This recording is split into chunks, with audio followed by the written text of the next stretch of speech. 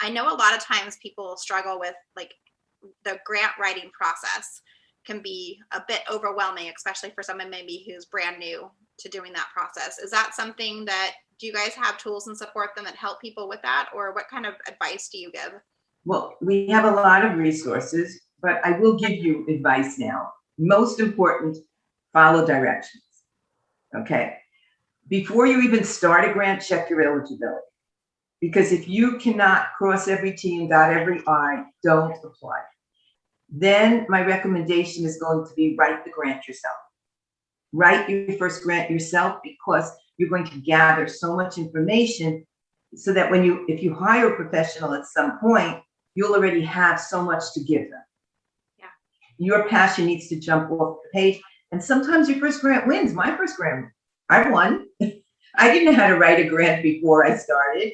And then and I won grants after that. And I was never trained to write grants in an educational setting. I was an educator, but I didn't receive that kind of training. I was kind of like apprenticing. That's how I learned, right? Or I wrote a piece and I had somebody look it over.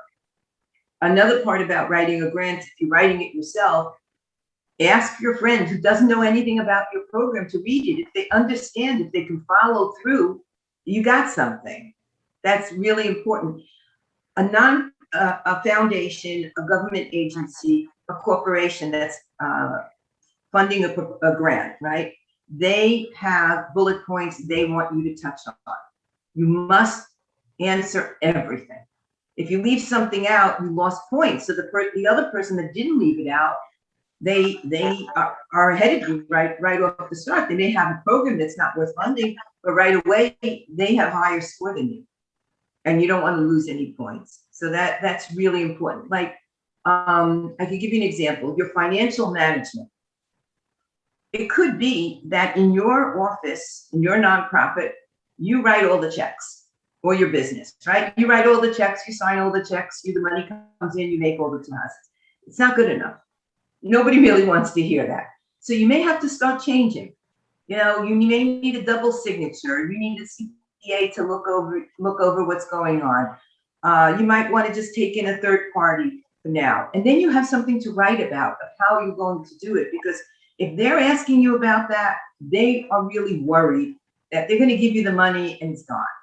Yeah. Opening up a separate checking account for each funding source. When the money comes in, you have a budget. You've said on your budget how you're going to spend every single dollar. So in your when you write about financial management, to say that I'm opening up a separate checking account and every single dollar for this program that's coming from this money is going to be written from that account. That's great. I know now you're going to be accountable. Yeah. You're not just putting it in your pocket and walking around the supermarket with the money, right? So you have to think in terms of somebody reading this and somebody's giving you money. They have a mission, either the government agency or the foundation. They want the money to be spent and used in a certain way. Yeah. And so you need to be accountable. How are you going to spend it? And you have to think about that. So I go back to write the grant yourself. Why?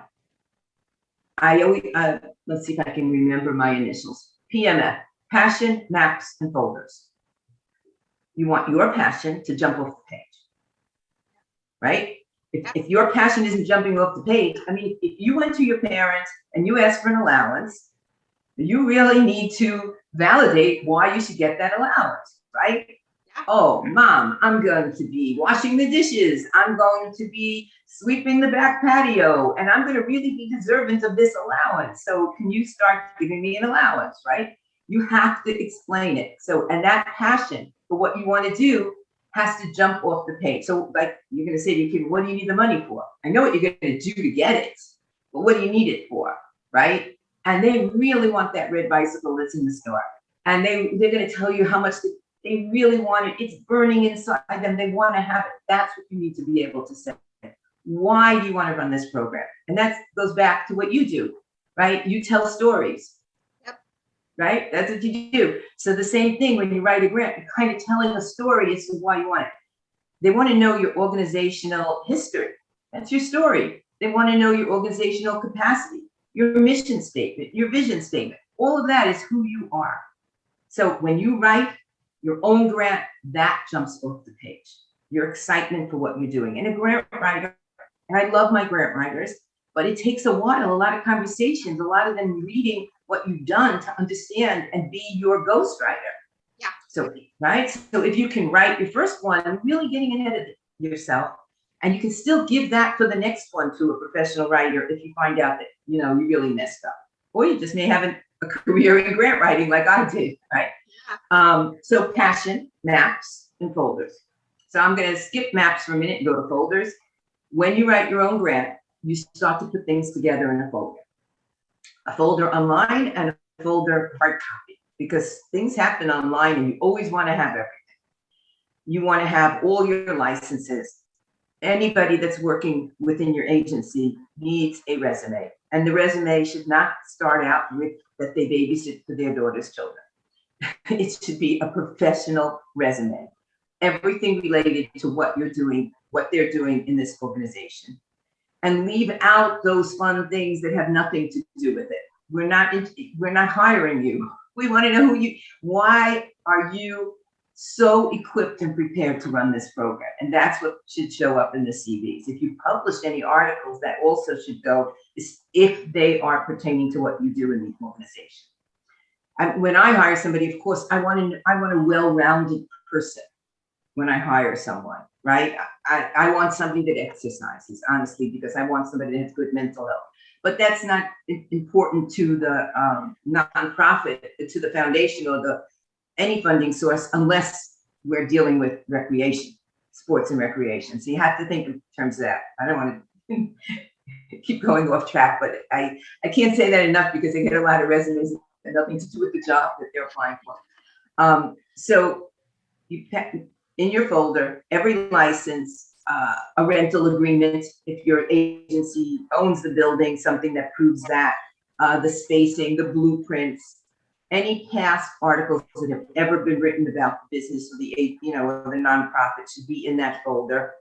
And then whatever your target audience is and the wrong that you right within your agency for the community, you need to show the needs of the community, right? So if you're going to do an adult education program, English as a second language, you would want to show that in your community, how many people are immigrants and speak what languages according to the most recent census or school district figures, right? So you want that in your folder. Okay. So you have to think in terms of what's going to show. Homeland Security, you would be wanting to show all the acts of possible terrorism, hate crimes, or whatever that's happened in your neighborhood. You want to keep a folder on it. Hopefully everybody, it's going to be empty from now on. But if that's what you're applying for, you want to have that. If people were arrested, I'm just going to go back to Homeland Security. If there was a major arrest a block away or 2 blocks away in your community, then you want to put that into your folder, because you want to show yes, you need the help. And this is why. Yeah. So this is what you need to do as the executive director of an organization, and prepare this folder for a grant writer and for yourself, right? You want your 501c3 papers or your EIN papers, whatever it is, you need to put it in there, and just keep adding to it. This is something that needs to be living and breathing and constantly. Wow, I read this article. It says that we have this problem in this community and we're trying to solve that problem. Let's put that in the folder. So now what's the map? You asked me, how do you start? Start with the budget. Find out how much that funding source is given in the past. If they don't, sometimes they say, we're giving out 6 grants in the range of $20,000 to $100,000. So you know. If they don't say exactly, you don't have enough of a feeling, then go and look up the history of what they've given in the past, and then start your budget and see what things they've written they will not fund. They may not fund any administrative costs, but they'll fund all the direct service costs of your program. So you want to make sure your budget shows that you can still run it. Where are you going to get your administrative costs from? Well, your general operating expenses, so that's going to be in kind. So in your budget, break it up. You have one column that's going to show all the items to run the program. Every single thing you need, from stamps to internet, to it could be, subway tokens, whatever it is that you need to run your program, every single thing is in there. And then you want to have another column, what are you looking for from the grant? And another column, what's in kind? What is your agency contributing? Or maybe you have another grant. So put that there. You can have 3 columns, right? You need to show the organization that you're asking the money, the funding source. You need to show the funding source that you can operate this program. Yeah. Now you have your budget, now build your program. Why? Because when you're writing your program, every single dollar that's in that budget needs to be in the program. Yeah. And one thing I'm going to warn everyone, don't change your budget the day your grant is due, because you have to go back and rewrite everything, because your program won't work if you change your budget. If you find out that, XYZ down the street is applying for the same grant and you're only applying for 30,000 and they're applying for 100, that's not the time to change everything. It's you just don't have enough time, and if you do it, you're not going to get funded. Yeah. And I've seen it happen. I've really seen it happen, because there are grants that are given. There are some grants that are given to a lot of organizations in the same community. So figure out your budget early on. And now you need in your application, before you even apply, because you can apply again and again for the same kind of program until you get funded. Or you might just want to double it. If you're running 5 classes, you might say, well, if we had more money, we could run 10 classes. So you can apply for more. You want to break it up.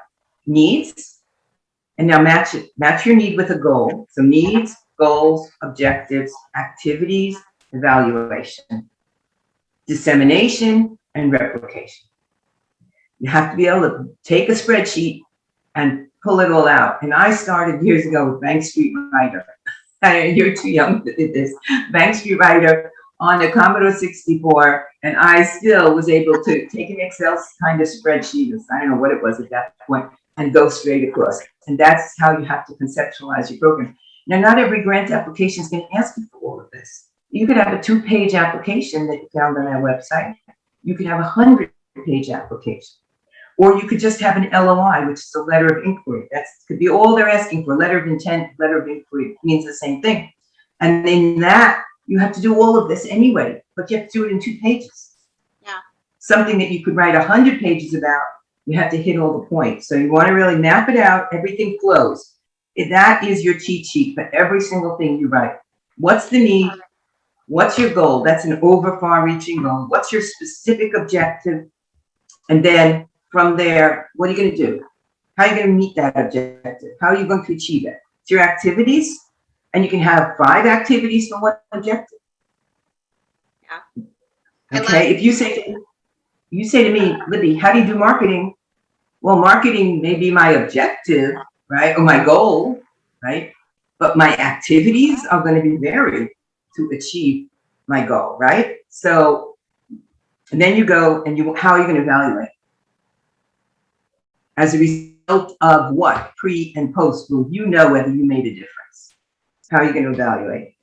And then I go to dissemination. How are you going to disseminate it to other locations? How are you going to let people know about what you're doing? Because if somebody gives you money, they want the world to know that you gave them money, you succeeded, you evaluated, and this is what it is. And how can somebody replicate it? So you have all those things. And if you can think about that, you can write well. Yeah, I love that you broke it down that way. And I love that you shared too about starting with the passion piece and writing that first grant yourself so that you can really take the time to think about like what you're doing with your business and how you're showing up or with your nonprofit, and share the story your way.